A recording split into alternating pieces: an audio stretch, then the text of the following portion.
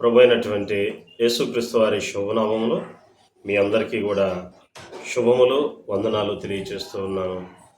ప్రియమైనటువంటి దేవుని వారలారా, ఈరోజు ఒక ప్రాముఖ్యమైనటువంటి వాక్య భాగాన్ని మనము నేర్చుకునబోతూ ఉన్నాము. క్రైస్తవులు అని చెప్పబడుతున్నటువంటి అనేకులు చూసినట్లయితే ఈ రోజున యేసుక్రీస్తు దేవుడు కాదని స్వజనుల్లో ఉన్నటువంటి క్రైస్తవులు అని చెప్పబడుతున్నటువంటి వారే యేసుక్రీస్తు దేవుడు కాదని చెప్తూ తమను తామే దేవునికి దూరంగా జరిగిపోతూ ఉన్నారు. అయితే యేసుక్రీస్తు దేవుడని ఎక్కడ చెప్పబడింది అని వారు అడుగుతూ ఉన్నటువంటి ప్రశ్నలకు అనేకమైనటువంటి సమాధానాలు, అనేకమైనటువంటి లేఖనాలు చూపిస్తూ మనం అనేకమైనటువంటి విషయాలు నేర్చుకుంటూ ఉన్నాం. అయితే ఈరోజు ఒక ప్రాముఖ్యమైనటువంటి వాక్య భాగాన్ని మనము నేర్చుకోబోతూ ఉన్నాం. ఈ వాక్య భాగము చూసినట్లయితే యేసుక్రీస్తు దేవుడు అని స్పష్టంగా తెలియచేస్తూ ఉంది. ఇంకా ఇంతకు మించినటువంటి ఆధారము ఏది కూడా ఉండదు. ఈ లేఖన భాగాలను పరిశీలించిన తర్వాత ఇంకనూ ఎవరైనా సరే కూడా యేసుక్రీస్తు దేవుడు కాదు అని మాట్లాడితే వారి కన్నులు మూయబడినట్లుగా మనం గమనించవచ్చు. ఈ యుగ సంబంధమైనటువంటి దేవత వారి మనోనేత్రాలకు గ్రుడ్డితనాన్ని కలుగ చేసిందని చెప్పి మనము విశ్వసించాలి. దేవుని యొక్క సువార్త ద్వారా దేవుడు ఆయన తను తాను ప్రజలకు కనపరుచుకుంటూ ఉన్నారు.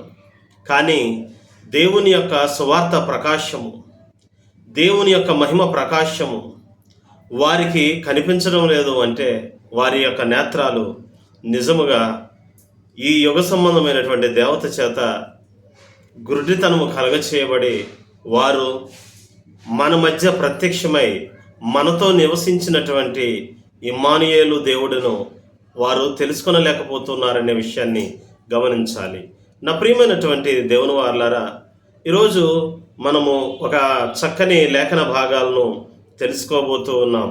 ఈ విషయాలను చాలా జాగ్రత్తగా వినండి, ఎందుకంటే వినుచున్నటువంటి మీకు కూడా ఇది చాలా అత్యవసరం. ఎందుకంటే సర్పము తన కుయుక్తి చేత హవ్వను మోసం చేసినట్లు మీ మనసులను కూడా చెరుపుతుందేమో జాగ్రత్త అని అపోస్తలులైనటువంటి పౌలు గారు కొరింథీ పత్రికలో తెలియచేసినట్లుగా, కొరింథీ సంఘానికి తెలియచేసినట్లుగా ఈరోజు గొర్రె చర్మం కప్పుకున్నటువంటి తోడేళ్ళు సంఘములో ప్రవేశించి యేసుక్రీస్తు దేవుడు కాదు అని చెప్పి మాయమాటలు చెప్పి మాయ చేత వారి యొక్క మాటకారితనం చేత ఏం చేస్తూ ఉన్నారంటే అనేక మంది విశ్వాసులను భ్రష్టులుగా మారుస్తూ దేవునికి దూరం చేస్తూ ఉన్నారు. నా ప్రియమైనటువంటి దేవుని వారలారా, నువ్వు ఎవరివైనప్పటికీ, ఎక్కడ ఉన్నవారు అయినప్పటికీ కూడా ఈ సత్యాన్ని నువ్వు తెలుసుకోవాలని, సత్యవంతుడైనటువంటి దేవునిలో నీవు నిలవాలని చెప్పేసి నా యొక్క ఆశయం ఉన్నది. అది దేవుని చిత్తమై ఉన్నది. అందుకొరకే దేవుడు ఈ సత్యాన్ని బయలుపరుస్తూ ఉన్నాడు. ఇది మర్మములు బయలుపరిచేటటువంటి కాలము. కడవరి కాలంలో దేవుడు మర్మముల యొక్క గ్రంథాన్ని విప్పుతాను అని చెప్పేసి తెలియచేశారు. ఆ రీతిగానే మర్మముల గ్రంథము విప్పబడింది. అందుకే ఇంతవరకు కూడా తెలియనటువంటి అనేకమైనటువంటి మర్మాలు ఈ కడవరి కాలంలో అనేక మంది దైవజనుల చేత, అనేక మంది దైవ సేవకుల చేత ఈ మాటలు, ఈ యొక్క మర్మాలు అందరికీ కూడా తెలియచేయబడుతున్నాయి. దానిలో ఉన్నటువంటి దాగి ఉన్నటువంటి మర్మములు అనేక మందికి బయలుపరచబడుతూ ఉన్నాయి. దయచేసి మీరందరూ కూడా ఈ సత్యాన్ని గ్రహించవలసిందిగా మీ అందరికీ ప్రభువు పేరట మనవి చేస్తూ ఉన్నాను. ఈ సమయంలో మనం గమనించినట్లయితే యోహాను గారు రాసినటువంటి మొదటి యోహాను పత్రిక 5వ అధ్యాయము 20వ వచనాన్ని మనము చదువుకుందాం. మొదటి యోహాను పత్రిక 5వ అధ్యాయము 20వ వచనం మనం చదువుకుందాం. మనం సత్యవంతుడైన వానిని ఎరగవలనని దేవుని కుమారుడు వచ్చి మనకు వివేకం అనుగ్రహించి ఉన్నాడని ఎరుగుదము. మనము దేవుని కుమారుడైన యేసుక్రీస్తునందున్న వారమై సత్యవంతుని యందు ఉన్నాము. ఆయనే నిజమైన దేవుడును నిత్య జీవమునై ఉన్నాడు అని రాయబడుతుంది. దేవుడు ఈ మాటలు దీవించునుగాక. నా ప్రియమైనటువంటి దేవుని వారలారా, ఇక్కడ చదవబడినటువంటి లేఖన భాగాన్ని మనం పరిశీలించినట్లయితే మనము సత్యవంతుడైనటువంటి వారిని ఎరగవలనని, అంటే ఎవరు సత్యం, ఎవరైతే సత్యవంతుడు ఉన్నారో, ఎవరైతే నిజమైనటువంటి వారు ఉన్నారో, ఎవరైతే సత్యవంతుడు ఉన్నారో, ఎవరైతే నిజమైన దేవుడు ఉన్నారో ఆయనను ఎరుగవలనని ఎవరు వచ్చారంట? దేవుని కుమారుడు వచ్చి మనకు వివేకము అనుగ్రహించారు. మనకి ఒక అండర్స్టాండింగ్, ఒక గ్రహింపుని ఇచ్చినట్లుగా మనము చూడగలుగుతూ ఉన్నాం.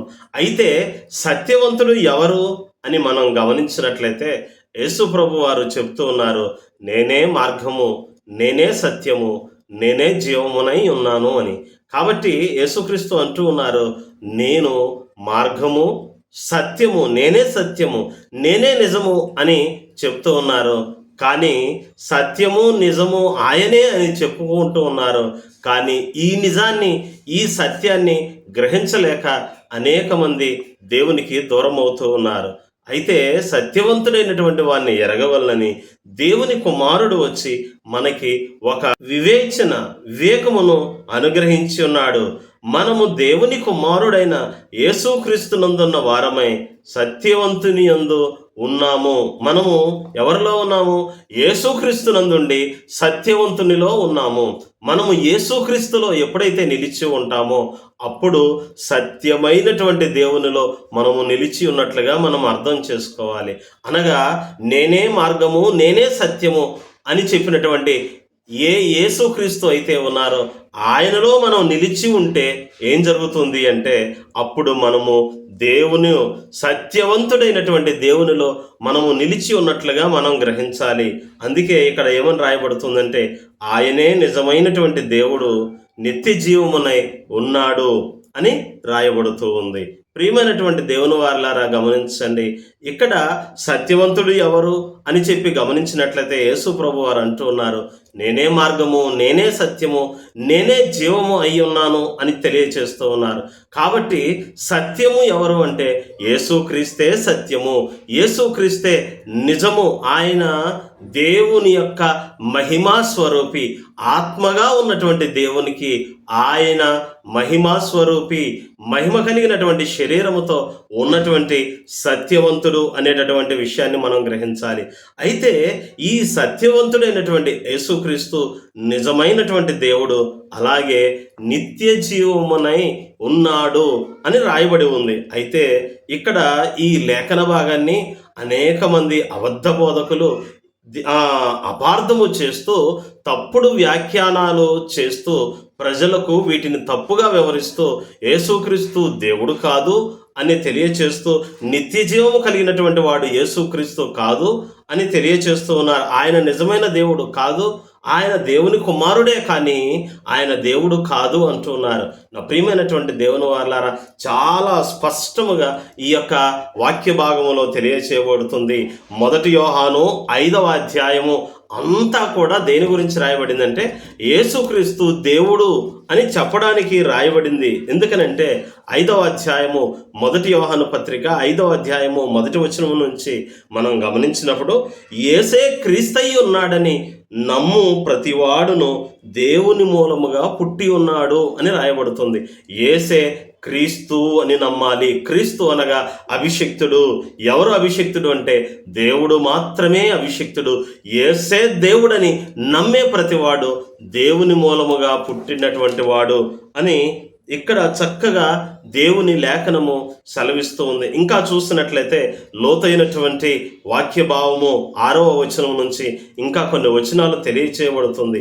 ఈ యొక్క అధ్యాయం అంతటిలో కూడా దేవుడు తండ్రి, కుమారుడు, పరిశుద్ధాత్ముడుగా కనపరుచుకుంటూ ముగ్గురుగా ఉన్నటువంటి ఒక్క దేవుడు అని తెలియచేయబడుతూ చాలా స్పష్టముగా యేసుక్రీస్తు దేవుడు అని తెలియచేయబడుతుంది.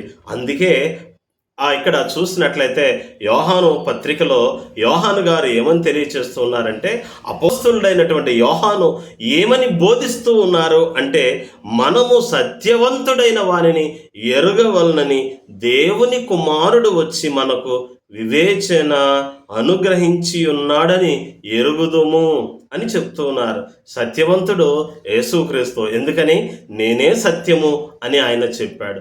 కాబట్టి ఆయనను ఎరగడానికి మనకి ఏం అనుగ్రహించారంటే జ్ఞానాన్ని, వివేచనను, వివేకమును అనుగ్రహించినట్లుగా మనము చూడగలుగుతూ ఉన్నాం. అయితే ఆ సత్యవంతుడైనటువంటి వాని యందు మనము నిలిచి ఉండాలంటే మనము శరీరధారిగా వచ్చినటువంటి దేవుడైనటువంటి యేసుక్రీస్తులో మనం నిలిచి ఉన్నప్పుడు సత్యవంతునిలో మనము నిలిచి ఉంటాం. ఆయన సత్యవంతుడు, ఆయన నిజమైనటువంటి దేవుడు, ట్రూ గాడ్ అని రాయబడింది.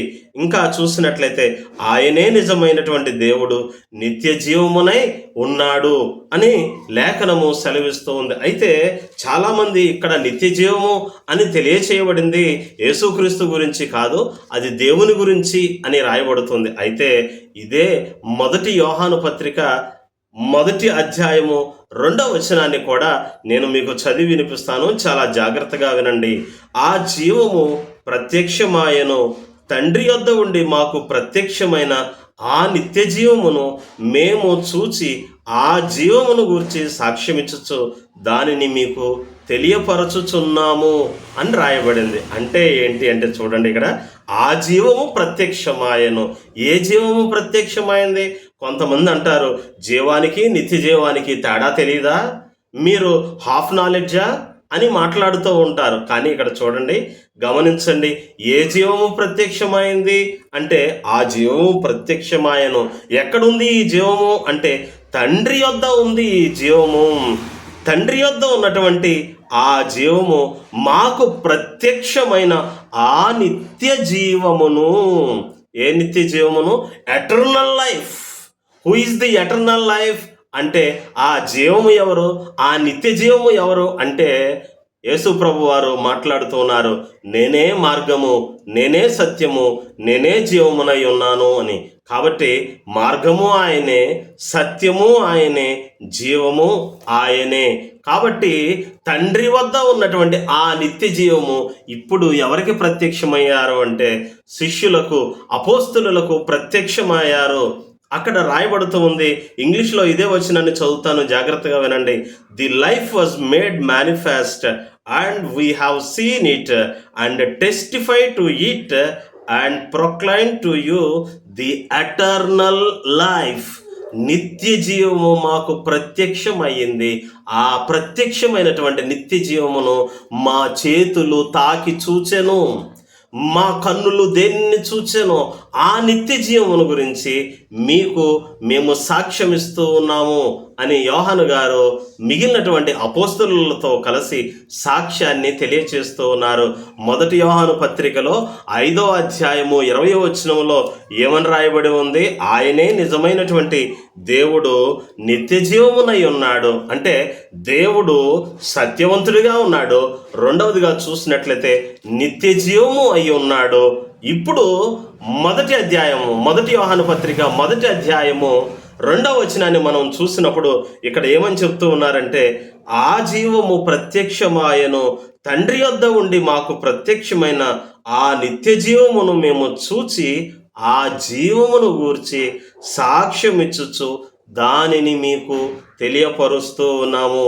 తండ్రి వద్ద ఉన్నటువంటి నిత్య జీవము ఏదైతే ఉందో, దేవుడు అని చెప్పబడుతున్నటువంటి నిత్య జీవము ఏదైతే ఉందో, ఆ నిత్య జీవము ప్రత్యక్షమాయను, manifested into the flesh అని రాయబడుతూ ఉంది. కాబట్టి తండ్రి వద్ద ఉన్నటువంటి నిత్య జీవము ఈ భూమి మీద ప్రత్యక్షమైంది. ఆ ప్రత్యక్షమైనటువంటి నిత్య జీవము దేవుడు ఎవరైతే ఉన్నారో ఆయనను అపోస్తలుల యొక్క చేతులు తాకి చూసిని, అపోస్తలుల యొక్క కన్నులు చూసిని. అందుకే వారు చెప్తూ ఉన్నారు, తండ్రి యొద్ద ఉండి మాకు ప్రత్యక్షమైన ఆ నిత్య జీవమును మేము చూచాము. ఏం చూచారంట? నిత్య జీవాన్ని చూచారు. మొదటి యోహాను 5:20లో ఏమని చెప్తున్నారంటే, ఆయన నిజమైనటువంటి, ఆయన సత్యవంతుడైనటువంటి దేవుడును, నిజమైనటువంటి దేవుడును, జీవమును, నిత్య జీవమునై ఉన్నాడని చెప్తున్నారు. ఇక్కడేమని చెప్తున్నారంటే, ఆ నిత్య జీవము మాకు ప్రత్యక్షమైంది. దేవుడు అని చెప్పబడుతున్న నిత్య జీవము ఏదైతే ఉందో ఆ నిత్య జీవము మా మధ్య ప్రత్యక్షమైంది. ఆ ప్రత్యక్షమైనటువంటి నిత్య జీవమును మేము చూచి, కన్నులారా చూచి మీకు సాక్ష్యాన్ని ఇస్తూ ఉన్నాము. కాబట్టి దేవుడు నిత్య జీవము అని పిలువబడుతున్నాడు. నిత్య జీవము అని పిలువబడినటువంటి దేవుడు ప్రత్యక్షమయ్యాడు, మా ముందుకు వచ్చాడు, మాకు ప్రత్యక్షపరచబడ్డాడు, మాకు కనిపించాడు, మాతో పాటు నివాసము చేశాడు. మా కన్నులు ఆయనను కన్నులారా చూచాయి. అలాగే మా చేతులు ఆ జీవమును తాకినటువంటి మేము ఏ నిత్య జీవాన్ని అయితే తాకామో, ఏ నిత్య జీవాన్ని అయితే మా కన్నులారా మేము చూచామో, దానిని గురించే, ఆ దేవుణ్ణి గురించే మీకు సాక్ష్యం ఇస్తూ ఉన్నాము అని చెప్పి తెలియచేయబడుతుంది. నా ప్రియమైనటువంటి దేవుని వారలారా గమనించండి, నిత్య జీవము అని దేవుని గురించి చెప్పబడింది. అదే యోహాను పత్రికలో 1వ అధ్యాయము 2వ వచనములో ఏమని చెప్పబడుతుందంటే, ఆ నిత్య జీవమే ప్రత్యక్షమైంది. తండ్రి వద్ద ఉన్నటువంటి ఆ నిత్య జీవమే మాకు ప్రత్యక్షమైంది. ఆ దేవుడే మాకు ప్రత్యక్షమయ్యాడు. ఆ దేవుడే మా మధ్య ఏం చేశాడంటే నివాసము చేశాడు.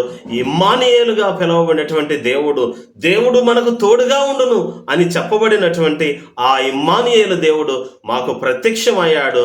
ప్రత్యక్షమైనప్పుడు మేము మా చేతులతో ఆయన్ను తాకాము, మేము మా కన్నులతో ఆయన్ను చూచాము. మా చేతులు దేనిని తాకినో, మా కన్నులు ఇదిగో ఏ దేవుని చూసినాయో ఆ దేవుని గురించి మీకు సాక్ష్యము ఇస్తూ ఉన్నాం. ఇదిగో ఈయనే నిజమైనటువంటి దేవుడు. కాబట్టి ఈయన యందు నిలిచి ఉంటే సత్యవంతుని యందు నిలిచి ఉన్నట్లే అని మీరు గ్రహించండి అని చెప్పి చాలా చక్కని మాటలు తెలియచేస్తూ ఉన్నారు. నా ప్రియమైనటువంటి దేవుని వారలారా గమనించండి. చూసినట్లయితే 1 యోహాను పత్రిక 5వ అధ్యాయము 20వ వచనాన్ని మరొక ట్రాన్స్లేషన్, తెలుగు ట్రాన్స్లేషన్, ఇది ఎప్పుడుది అంటే ఈ తెలుగు ట్రాన్స్లేషను 1860వ సంవత్సరములోది. 1860వ సంవత్సరములో ఉన్నటువంటి ట్రాన్స్లేషన్. ఈ యొక్క ట్రాన్స్లేషన్లో నుంచి 1 యోహాను పత్రిక 5వ అధ్యాయము 20వ వచనాన్ని మరొకసారి మీ కొరకు నేను చదవాలని ఆశపడుతూ ఉన్నాను. 1 యోహాను పత్రిక 5వ అధ్యాయము 20వ వచనం, సత్యవంతుని యందు ఆయన కుమారుడైన యేసుక్రీస్తు యందు ఉన్నాము. ఈయనే నిజమైనటువంటి దేవుడును నిత్య జీవమునై ఉన్నాడు. ఏమని రాయబడుతుంది చూడండి, ఇక్కడ గమనించండి. ఇక్కడ చూసినట్లయితే సత్యవంతుని యందు ఆయన కుమారుడైన యేసుక్రీస్తు యందు ఉన్నాము. యేసుక్రీస్తు యందు ఉన్నాము.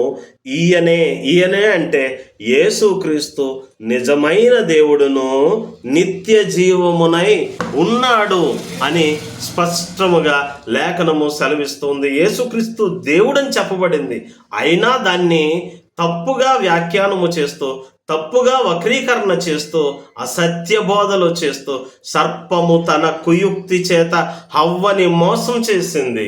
ఏ రీతిగా అయితే మోసం చేసిందో ఈ రోజున ఉన్నటువంటి అబద్ధ బోధ చూసినట్లయితే వారి స్వనీతిని స్థాపించుకుంట కొరకు వారు ఏం చేస్తూ ఉన్నారంటే, చూసినట్లయితే వారు తప్పుడు బోధలను బోధిస్తూ అనేక మందిని తప్పుదారిని మళ్ళిస్తూ యేసుక్రీస్తు దేవుడు కాదు అని చెబుతూ ఉన్నారు, కేవలం దేవుని కుమారుడే అని చెబుతూ ఉన్నారు.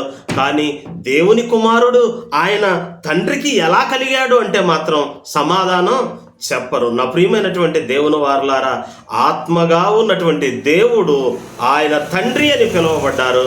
ఆ తండ్రే, ఆత్మగా ఉన్నటువంటి ఆ దేవుడే శరీరముతో భూమి మీదకి వచ్చినప్పుడు కుమారుడు అని పిలువబడినట్లుగా మనం గమనించగలుగుతూ ఉన్నాం. అందుకే ఆ జీవము ప్రత్యక్షమాయను.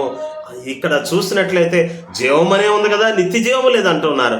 కానీ 1 యోహాను 1వ అధ్యాయము 2వ వచనములో జీవము అని రాసి ఉన్నటువంటి ఆ పక్కన సెంటెన్స్లోనే ఏమని రాయబడింది అంటే, ఆ నిత్య జీవము తండ్రి వద్ద ఉండినటువంటి ఆ నిత్య జీవము మాకు ప్రత్యక్షమాయను అని రాయబడుతూ ఉంది.